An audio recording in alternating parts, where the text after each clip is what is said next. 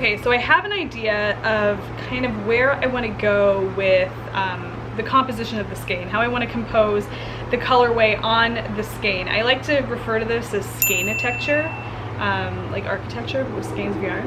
And it's just kind of how I design a colorway based on the skein, essentially. What it's gonna look like when it's twisted, what it's gonna look like when it's untwisted, and kind of like what it's gonna do when you knit with it. And now I'm never 100% sure what's gonna happen to the yarn when you knit with it.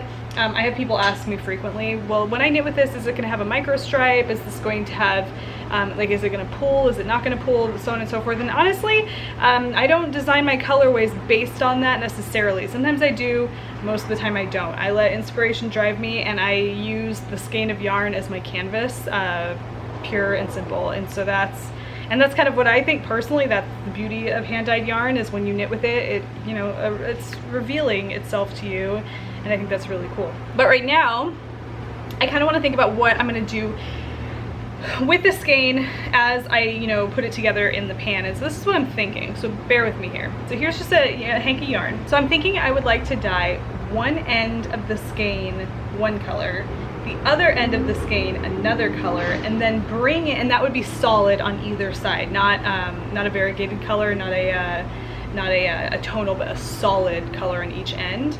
And then the middle portion, I like to call this the knob of the yarn, because when you twist it, this ends up being the knob of the yarn, in reference to how I'm, in relation, I guess I should say, to how I'm dyeing it. This would also be another color. So you'll have a three color composition going on here, except instead of this being solid, this would be kind of a splotchy color application happening here. So you're gonna get solids on the ends, two separate colors, and then a splotchy application of color happening here, because I'm imagining those masks that we see happening. So here's the mask.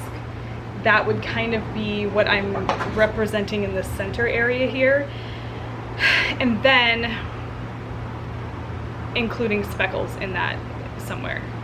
Now I'm going to consider that my base layer. And then when it comes to how I do my speckles, that will come after I've done my base layer, because that's going to be like my, you know, it's like when Bob Ross paints his canvases initially, he always creates some kind of like a base layer. And that's kind of what I'm going for now before I add all of my happy trees and fluffy clouds.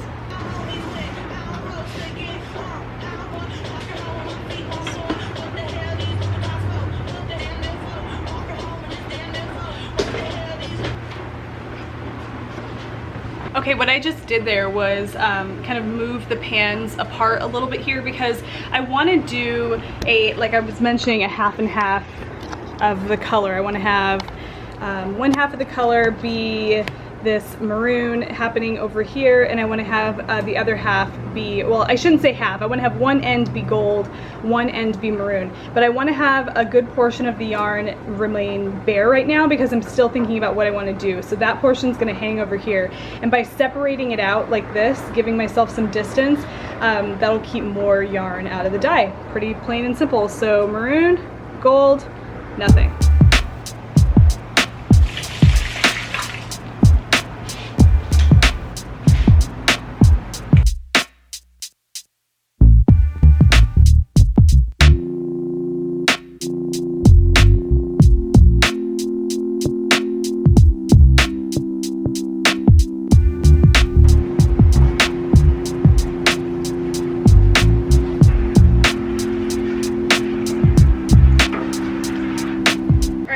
These skeins of yarn here are going to be put into the spin dryer to not completely spin them out, but to get out some of this excess moisture, because I am going to be dipping them into dye stock. I want to have as much of that like heavy moisture as I can out of there, so that way the dye penetrates the yarn more evenly, gives it a good coating, since I want those two ends to be solid with color.